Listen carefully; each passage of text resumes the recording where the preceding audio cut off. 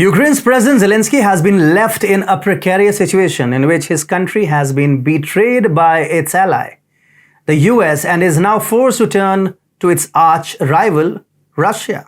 Hi and welcome to a fresh new episode of the New World Order with me, Atul Mishra. Let's begin. US and European countries have poured billions of dollars in aid and weapons to the war as a bait to instigate Russia. After Sweden and Finland ditched NATO, it is that in the army general. However, the puppet king, consumed by power and fear by seeking help from Moscow's ally Beijing, Zelensky is desperately trying to save his face. He has finally understood that the Russian triumph in the war is just one announcement away. Putin has been looking to win the war since it began in February 2022, and Zelensky's turn to Beijing may be the final nail in Ukraine's coffin. With the odds stacked against him and his country's future hanging in the balance, Zelensky is desperately struggling to escape this unwinnable situation. Official reports state that during the most recent talks between Beijing and Ukraine, Xi informed his Ukrainian counterparts that negotiations were the only viable way out of the problem.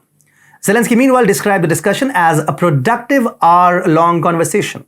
I had a long and meaningful phone call with President Xi Jinping. I believe that this call, as well as the appointment of Ukraine's ambassador to China, will give a powerful impetus to the development of our bilateral relations, the Ukrainian president tweeted. The Kremlin has also applauded efforts to push ahead a resolution to the Ukraine conflict. Following the call, Russia declared that it was in favor of any attempts to end the conflict in Ukraine in accordance with Moscow's demands.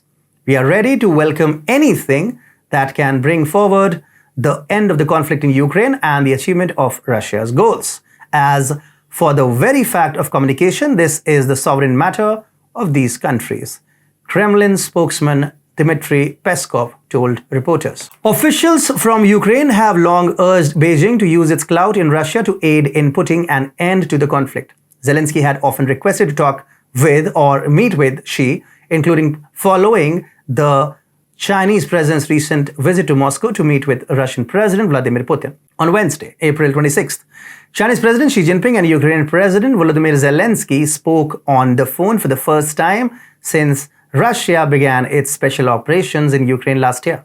In our earlier video, we talked about how this Beijing-Ukraine talk would be about Zelensky requesting to keep his position safe in the post-war era of Ukraine, and how Beijing and Moscow would control Ukraine economically and politically, respectively.